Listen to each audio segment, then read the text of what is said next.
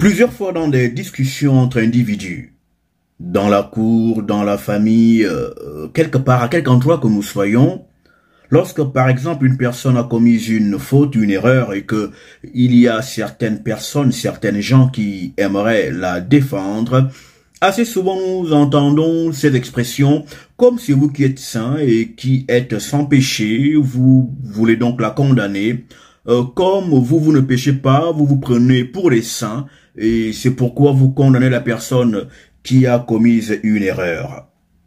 Et dans ce type de discours, le terme sainteté se réfère souvent à ces gens-là qui ne pécheraient pas. Le terme sainteté référerait à ces personnes-là qui ne commettent pas de crime. Alors qu'en fait, la sanctification, duquel vient également le terme sainteté, n'a aucun rapport avec le fait de ne pas commettre de péché. Le péché et la sanctification ne sont pas de la même famille des mots et ne renvoient pas aux mêmes évidences. Et ici, dans cet enseignement, je vais vous instruire sur ce qu'est la sainteté, sur ce qu'est la sanctification. Je suis Dokira Tamila, fondateur du CCTS-RM, conférencier je suis. Je suis essayiste, auteur de plusieurs livres sociaux, philosophiques et spirituels. Je suis chercheur en sciences du langage et je suis un maître initié dans l'exorcisme traditionnel Baatou. Les Bantous sont les Hébreux israélites historiques dont parlent les textes de la Bible. Les Israélites sont un peuple noir et l'Égypte est leur mère. Bienvenue au centre initiatique Bantou, l'école de la haute connaissance ancestrale. Car il n'y a pas d'adoration sans connaissance. CCTS-RM, Centre communautaire de transformation spirituelle et de renouvellement mental. Distinguées salutations à tous les anciens, nous sommes gratuits vis-à-vis de votre fidélité et de votre être là. Et nous voudrions ici accueillir à bras ouverts et avec allégresse toutes les nouvelles gens qui découvrent, sinon qui viennent d'arriver sur cette plateforme du CCTS-RM. Si vous n'êtes pas encore abonné, nous vous invitons de le faire. Allez-y, abonnez-vous en cliquant sur le bouton rouge s'abonner, mais aussi et surtout, n'oubliez pas d'activer la cloche des notifications au fin d'être tenu au parfum de toutes les publications que mettrons-nous ici en ligne sur cette plateforme du CCTS-RM. Et si vous avez envie de soutenir notre action, n'hésitez pas de nous faire un dépôt PayPal au travers du lien PayPal justement que vous trouverez en partie description de ce présent vidéogramme. Que Tario bénisse vos êtres et vos vies, qu'il vous ouvre les portes où il n'y avait que des murs et qu'il vous gratifie de toutes les grâces que vos cœurs profonds désirent. En Yesaya Ongola. Amen. Race primordiale de Tété. Pour aborder la question de la sainteté, j'aimerais se partir sur la sanctification de Moto, de l'homme primordial, lorsque l'homme devint saint. En effet, l'homme a atteint la dimension sanctifiée et de sanctification lorsque celui-ci avait commis le crime qui lui avait été interdit d'être commis, à moins qu'il soit devenu éternel, qui pouvait accomplir l'acte qui menacerait l'éternité. Que vous dis-je déjà là que commençons-nous? Je suis en train de vous dire que l'homme est devenu saint quand il a chuté. C'est là que l'homme a atteint la dimension de sainteté, parce que la sanctification est un grade spirituel. C'est la dimension spirituelle des sachants. Et peut-être déjà que vais-je vite en besogne, mais pendant cet enseignement, vous allez comprendre un certain nombre d'éléments concernant le terme sanctification. Justement, que sommes-nous déjà plongés là-dedans? Nous commencerons par justement dire ceci au sujet de Adama et Hawa. Adama et Hawa, le couple primordial. En effet, Adama et Hawa deviennent saints. Tous les deux deviennent saints. Après leur chute, c'est-à-dire après leur descente dans le bas astral. En effet, la forêt sacrée où était le couple des origines, le couple Adamawa, représentait là le haut astral. L'extérieur de la forêt sacrée, quant à elle, représentait le bas astral.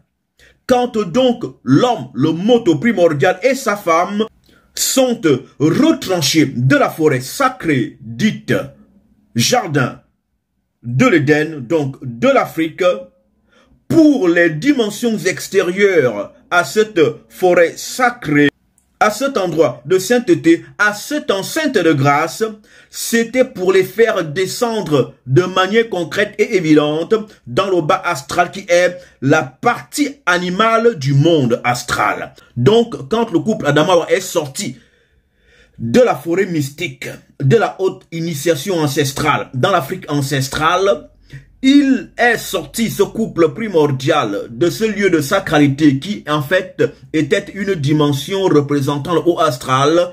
Il est chassé, ce couple, pour se retrouver dans la dimension du bas astral qui est la dimension animale. Donc, la dimension extérieure à cette forêt de haute sacralité. Genèse 3, versets 23-24, 8 secondes, 19-10 version. Entier yo par son entité, le chassa de la forêt sacrée, jardin d'Éden, pour qu'il cultivât la terre, d'où il avait été pris. C'est ainsi qu'il chassa Moto, Adama, et il mit à l'orient du jardin d'Éden de la forêt sacrée dans l'Afrique ancestrale, les kéroubes, les chérubins, qui agitaient une épée, une connaissance brûlante, une épée flamboyante, pour garder le chemin de l'arbre de la vie. La sainteté de Moto, de l'homme et de sa femme dans la primauté des temps s'était manifestée dans le bas astral. C'est dans la dimension basse de l'astralité que se manifeste la sainteté, la sanctification du couple des origines. C'est donc dans le bas astral, c'est-à-dire dans la dimension physique qui touche de fait la fin du monde créé, donc la fin du monde vibrant. Le bout du monde créé, qu'est la dimension physique, le corps, la femme. En fait, la sainteté de Moto et de sa femme s'était manifestée lorsqu'ils avaient atteint le bout du monde. Le bout du monde qui est en fait la dimension terminale de la création matérielle. Et le bout du monde, qu'est-ce que c'est? Le bout du monde, c'est là où la création s'achève, c'est là où la création finit. Et après le bout du monde, justement, vous avez la dimension néante, la dimension zéro, où Téter, dans sa toute divine puissance, par la manifestation de ces entités, se tient dans le non-existant, dans la non-existence. Et donc, l'homme et sa femme s'étaient rapprochés de ce bout du monde-là, de cette finitude de la dimension créée. Et la finitude de la dimension créée, c'est la femme. Car la femme est le dernier manifeste, le dernier jet imaginatif de l'esprit qui crée. Donc quand l'homme toucha à la femme, en fait, l'homme s'était rapproché du bout du monde vibrant. Et en se rapprochant du bout du monde vibrant, par le toucher qu'il eut sur la femme, alors c'est là, dans ce bout du monde-là, que l'homme atteignit la dimension de la sanctification. C'est la femme qui sanctifie l'homme. Et nous allons encore le démontrer d'une certaine manière pendant que nous allons évoluer dans l'explication. En effet, race de Tareyo, le consistoire des puissances créatrices des êtres que nous sommes par leurs entités. L'homme, de fait, en touchant à la femme qui est et qui a la 12e porte spirituelle qui donne accès au monde visible et physique, l'homme avait touché à la connaissance et avait acquis, de fait, la connaissance du monde physique dont la femme est l'incarnation dans sa matérialité. Allons-y en Genèse 3, verset 7, 8 secondes, 19, 10 version. Les yeux de l'un et de l'autre s'ouvrirent, les yeux de l'un et de l'autre s'ouvrirent. Leur aura fut activée. Ils connurent qu'ils étaient nus. Ils connurent qu'ils avaient atteint le stade terminal de leur étincelance. Et ayant conçu des feuilles de figuier et ayant été voir l'entité figuier, ils s'enfirent des ceintures Ils s'enfirent des données de connaissance parce que la ceinture symbolise la connaissance. La ceinture symbolise la vérité. Ceinture de vérité. Et la vérité, c'est la connaissance. Donc, ils acquérirent un certain niveau de savoir et de connaissance. Après qu'ils aient eu déjà la connaissance de départ, ils allèrent encore voir d'autres entités, dont ici l'entité figuier, qui leur donna une certaine illumination, parce que voulait-il ne pas disparaître, le couple primordial. En effet, race de Tétè, peuple primordial, race sacerdotale, bantou israélite, l'homme et la femme étaient arrivés à la connaissance du monde physique. C'est pourquoi ils constatent tous deux que leurs corps sont nus. Or, le monde physique dont la femme est l'incarnation est absorbant. Le monde physique est absorbant. C'est pourquoi lors du rapport sexuel, par exemple, c'est la femme qui absorbe l'homme en elle, dans ses dedans. Et son identité prévaut sur celle de l'homme avec qui elle va. L'identité, la nature spirituelle de la femme est toujours dominante sur l'identité de l'homme. Quoique l'homme puisse aussi influencer la nature spirituelle de la femme, mais la femme est prédominante. Pendant l'acte sexuel, l'être fort, pendant l'acte sexuel, c'est la femme. La femme a supériorité sur l'homme. Pendant l'acte sexuel, vous aurez beau jouer les étalons tenaces, les étalons qui auraient une performance sexuelle, vous aurez beau jouer les forts aux fesses, vous les hommes, mais les femmes ont le mot de la fin pendant l'acte sexuel et leur nature prédomine sur la vôtre lorsque vous allez ensemble. C'est ce que Paul, en effet, tente de faire comprendre aux Bantous de Corinthe lorsqu'il leur dit ceci dans sa lettre. 1 Corinthiens 6, 6. Ne savez-vous pas, lui second 19 version, que celui qui s'attache à la prostituée est un seul corps avec elle. Une personne qui s'attache donc, qui se cadenasse, qui pénètre une prostituée, est un seul corps avec elle.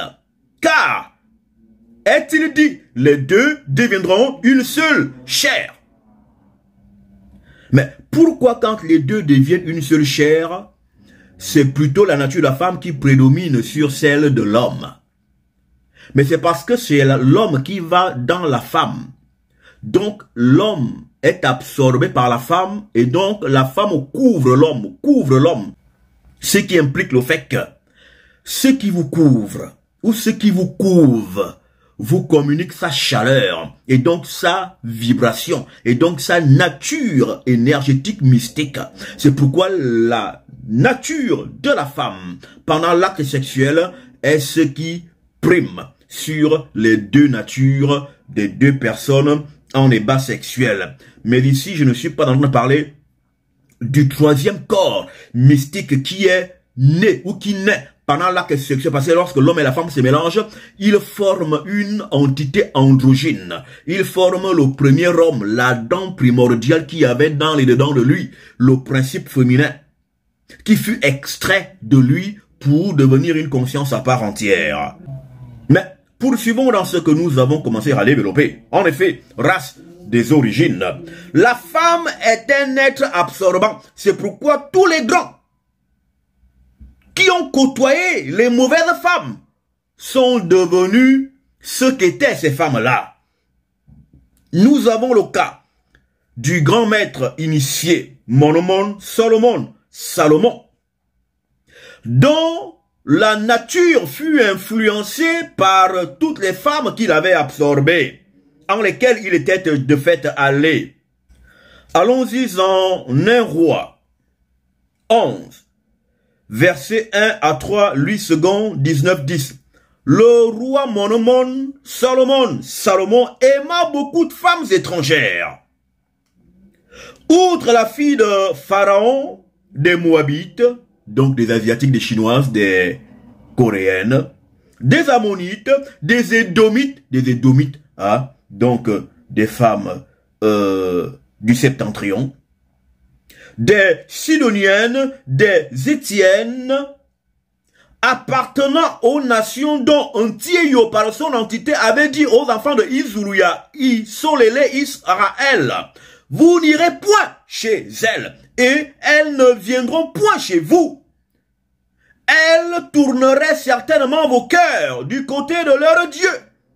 Parce que la femme a un pouvoir incontrôlé et un pouvoir surpassant celui de l'homme. C'est la femme qui influence l'homme et pas le contraire.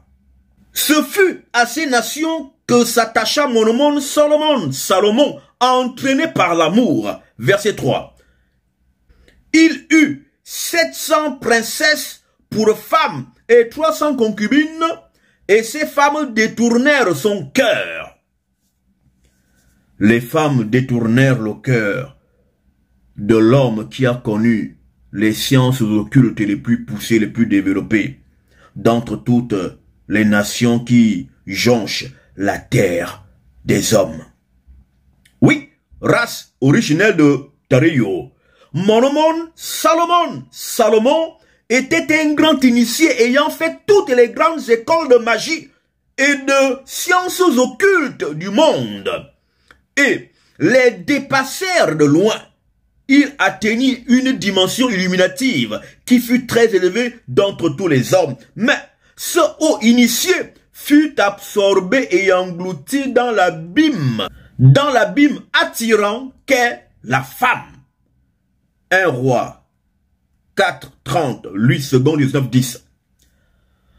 La sagesse de Salomon surpassait la sagesse de tous les fils de l'Orient et de toute la sagesse des Égyptiens. Donc, il était plus développé en matière de connaissances ésotériques que la connaissance ésotérique des Égyptiens, dont on connaît ici avoir atteint un haut niveau de mysticité. Et lui, Monomon, dépassa le niveau des Égyptiens. Et donc, quand Monomon tombe dans les abîmes que sont les femmes qui le connurent, Monomon était parti de fait de la connaissance du haut astral jusqu'à celle du bas astral, qui étaient en fait les dimensions fréquentées par le type de femme vers lesquelles il accourait. Ecclésiaste 1, 17, 8 secondes, 19, 10.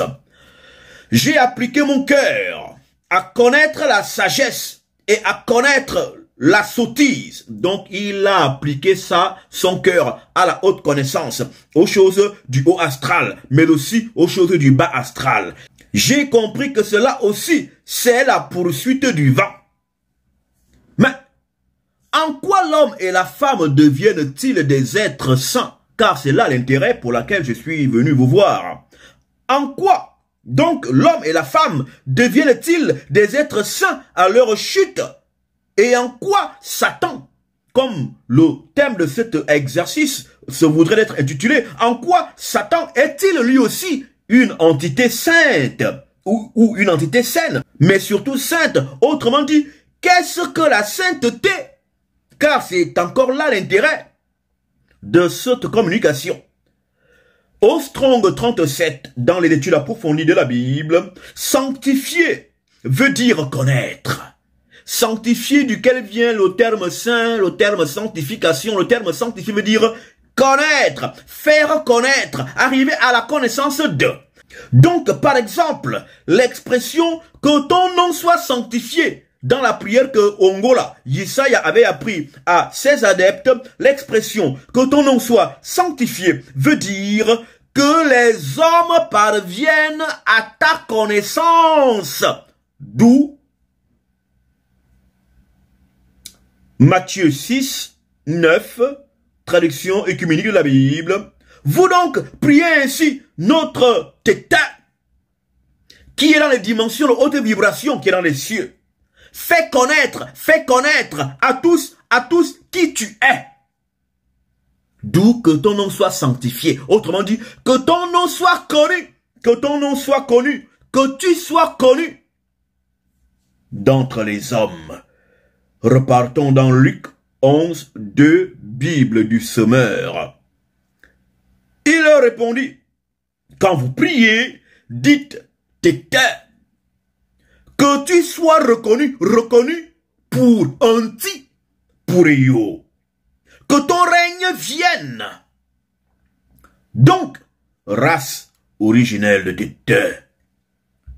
La sanctification, c'est la connaissance. Être saint, c'est avoir la connaissance. Dans la lettre de Paul aux Éphésiens 6, 18, ce Paul, de fait, demande aux Bantous d'Éphèse de prier pour tous les saints. Les saints, ce sont ceux qui ont la connaissance. La sanctification, c'est la connaissance. Et non pas le fait que tu ne commettes pas de crime. Un homme saint peut commettre des erreurs. Un homme saint peut pécher. Un homme saint peut s'égarer. La sainteté n'est pas synonyme d'être sans tache. Non, la sainteté, c'est être possesseur et détenteur de la connaissance, de l'illumination. C'est ça la sainteté. La sainteté, c'est la connaissance. Le groupe de mots de Jean 17, 17, sanctifie-les par ta parole, veut dire, fais-les arriver à la connaissance de ton enseignement, fais-les arriver à la connaissance par ton enseignement. C'est ce que veut dire, sanctifie-les par ta parole, sanctifie-les par ta parole, veut dire, fais-les arriver à la connaissance par ton enseignement, par ta doctrine, par tes coutumes, par tes connexions. C'est cela que veut dire sanctifie-les par ta parole. Fais-les étinceler, fais-les illuminer, fais-les atteindre la dimension de la connaissance. C'est cela la sanctification. On lit ceci de l'homme et de sa femme dans la forêt sacrée. Genèse 3, verset 22, 8 secondes 9, 10. Entier yo par son entité dit, voici Moto est devenu comme l'un de nous pour la connaissance du bien et du mal. Empêchons-le maintenant d'avancer sa main, de prendre de l'arbre de la vie, d'en manger et de vivre éternellement, car l'homme n'était pas encore arrivé à la perfection à laquelle devait-il aboutir pour hériter et bénéficier de la vie à toujours, car le corps de l'homme n'avait pas encore intégré l'éternité, n'avait pas encore intégré la dimension lui permettant de se régénérer sans avoir besoin d'abord d'être remélangé à la terre d'où il était venu ce corps. Dans la forêt sacrée donc, l'homme et la femme avaient accédé à la connaissance comme venons-nous le lire. L'homme et la femme sont donc devenus saints parce que la sainteté, c'est la connaissance. Donc, lorsque Moto chute d'avec sa femme, quand il tombe dans le crime qu'ils avaient commis, lorsque le Moto avait touché au bout de l'univers qu'est la femme, il avait atteint la connaissance par le truchement de la femme, parce que la femme est la porte de la connaissance universelle. Quand vous touchez à la femme, vous atteignez la connaissance universelle, et cette connaissance universelle se manifeste dans votre corps par le goût que vous ressentez pendant l'acte ou lors de l'acte sexuel. Et cette connaissance universelle se décrit par le goût que vous atteignez. Et le goût, qu'est-ce que c'est? Le goût, c'est la dimension de l'équilibre. Et quand vous atteignez le goût, donc l'extase, ceci veut dire quoi? Ceci veut dire que les trois dimensions de votre être, esprit, âme et corps, ont atteint une dimension équilibrante. Et c'est pourquoi, dans cette harmonie d'équilibration de vos trois êtres, vous êtes accessible. Et vous accédez à la dimension du goût, car le goût, c'est l'équilibre. Et ayant atteint l'équilibre, c'est que donc, vous avez touché aux trois dimensions, aux trois ciels qui existent, et donc vous avez atteint la totalité des univers qui existent. Et ayant atteint la totalité des univers, vous avez donc atteint la totalité de la connaissance, du monde connu, du monde créé. Et la femme est le seul être qui permet à l'homme d'arriver à la connaissance des trois ciels, le premier, le deuxième et le troisième ciel. Donc l'homme toucha à la connaissance universelle des trois ciels, alors que près ne l'était-il pas encore. Et donc, Moto, l'homme et sa femme sont devenus des saintetés, ayant accès à l'universalité des mondes dans leur faiblesse charnelle.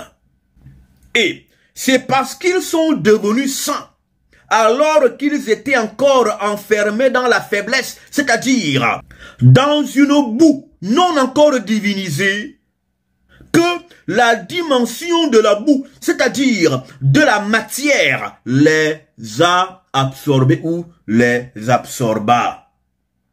C'est pourquoi ils sont chassés hors de la forêt sacrée, le jardin de l'Afrique ancestrale. Car lors de la routine de l'entité du haut astral, qui était maître d'œuvre dans le processus initiatique et de divinisation de Moto d'avec sa femme, l'entité ne les retrouva plus dans le haut astral où ils étaient rendus pour l'étincelance de leurs êtres. Mais l'entité les constata présents dans le voile donnant au bas astral. D'où demande-t-il à Adama, où est-il passé? Où est-il passé? Où es-tu? Car il ne vibrait plus, Adama et Yahweh ne vibraient plus dans le haut astral, comme à l'accoutumée. Genèse 3, versets 8 à 10. Lui, second 19, 10. Alors ils entendirent la voix de l'entité de Antitareyo, qui parcourait la forêt sacrée dans le soir. Moto et sa femme se cachèrent loin de la face de l'entité de Tareyo, au milieu des arbres de la forêt sacrée, au milieu des entités. Mais l'entité de Tareyo appela Moto et lui dit, « Où es-tu » Il répondit, « J'ai entendu ta voix dans la forêt sacrée et j'ai eu peur parce que je suis nu, parce que j'ai atteint mes limites, parce que j'ai atteint la limite dans ma croissance. Je ne peux plus évoluer plus que ce que je suis déjà là. Je ne peux plus évoluer. » L'homme et la femme avaient de fait atteint le grade de saint, mais de saint du monde visible, le monde de l'illusion et de l'éphémérité. L'homme et la femme étaient devenus saints de la même sainteté que le kéroub, jadis Ongola, jadis Congo, jadis moi. Car, sachez-le, race de téteurs, et comprenez-le bien, Satan est un esprit saint. Satan est un esprit saint. Satan est saint parce que Satan a la connaissance. Il connaît. Rappelez-vous encore du défi de connaissance qui se tend entre le premier-né de la création, Yissa Ongola, et lui, le kéroub, jadis Ongola, jadis Congo. Il y avait eu un test de connaissance. Le kéroub maîtrise les Écritures. Il est illuminé, il connaît, il a la connaissance. Et parce que le kéroub connaît, alors le kéroub est saint. Parce que la sainteté et la sanctification réfèrent à la connaissance et non au fait de manquer de péché sur soi. Non, rien à voir avec. Ça, ce sont les choses que la religion a voulu bien enseigner aux gens, des mensonges. La sanctification, c'est la connaissance. Celui qui connaît est saint. Et si donc le diable connaît, c'est que le diable est saint. Mais il y a deux types de saints. J'espère que je vais arriver à ça dans un instant. En effet, race de Tareyo, le diable est saint. Satan est saint.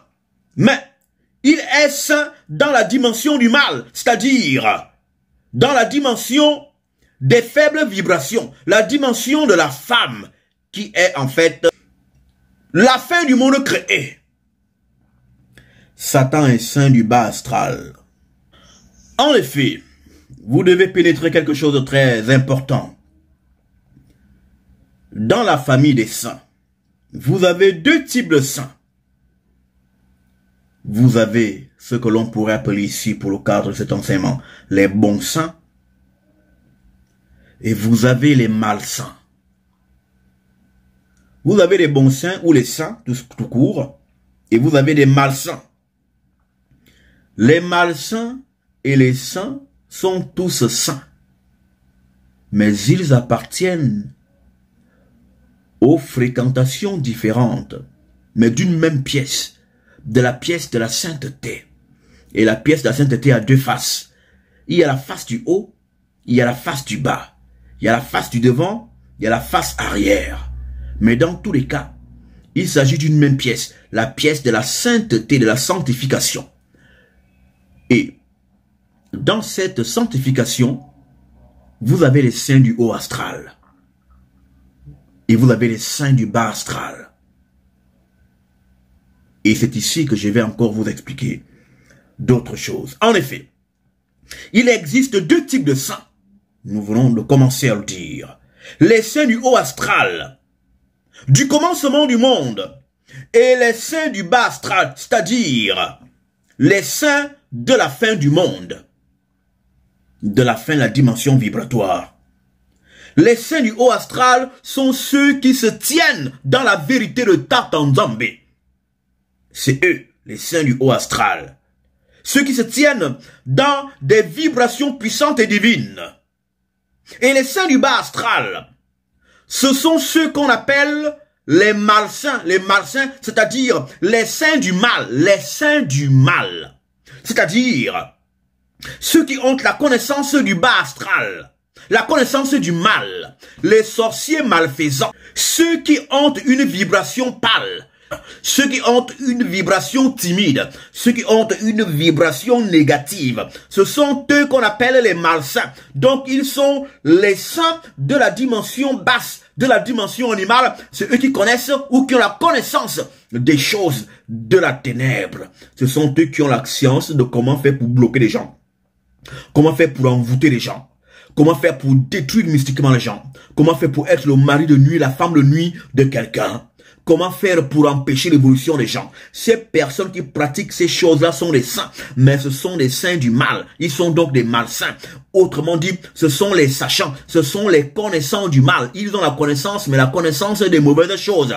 Ils sont donc saints dans ces choses-là. Et le diable qui a la connaissance du bas astral est aussi saint, parce que la connaissance, c'est ce qui confère le statut de sainteté.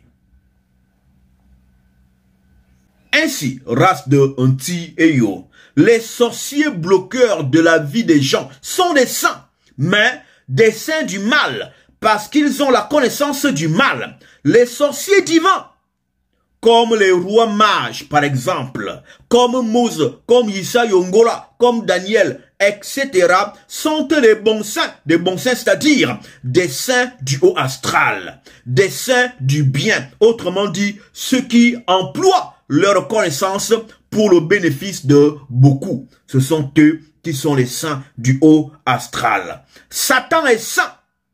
La chute de Adama et Yahuwah les porta au grade de saints du mal, parce qu'ils avaient atteint la connaissance du bas astral. J'ai eu besoin de faire cet enseignement race primordiale de Nti et Yo, parce que j'entends souvent des gens dire « Personne n'est saint, nous commettons tous des fautes. » Un saint, je le réitère, un saint n'est pas un innocent, n'est pas une personne irréprochable ou sans défaut. Un saint est une personne qui a la connaissance. Mais une personne qui ne commet pas de faute est un innocent. C'est-à-dire une personne dépourvue même de la sainteté. Car, ne disposant pas de la connaissance, parce que quand on connaît, on n'est plus innocent. Il n'y a pas d'innocent connaissant. En effet, oui, race de Nti et Yo, un innocent, c'est une personne qui ne connaît pas. Mais quand vous connaissez, vous êtes victime, vous êtes coupable de connaissance. La sanctification, c'est la connaissance. Satan est un esprit saint, mais un esprit saint du bas astral, donc un esprit malsain. Mais il est saint, quoique étant saint du mal, mais il est saint. Il est saint parce qu'il connaît, le diable connaît, il connaît. Et Adama et Yahuwah avaient atteint le grade de la connaissance du bas astral, où était déjà le chérubin jadis Ongola. Adama devint saint quand il a péché. Sa femme aussi devint sainte quand elle avait péché. la sainteté, c'est le fait d'avoir la connaissance. Je vous dis au revoir et à très prochainement pour une nouvelle communication en Isaya Congo. Restez bénis. Les Bantous sont les Hébreux israélites historiques dont parlent les textes de la Bible. Les Israélites sont un peuple noir et l'Égypte est leur mère. Bienvenue au centre initiatique Bantou, l'école de la haute connaissance ancestrale. Car il n'y a pas d'adoration sans connaissance. CCTSRM, Centre communautaire de transformation spirituelle et de renouvellement mental.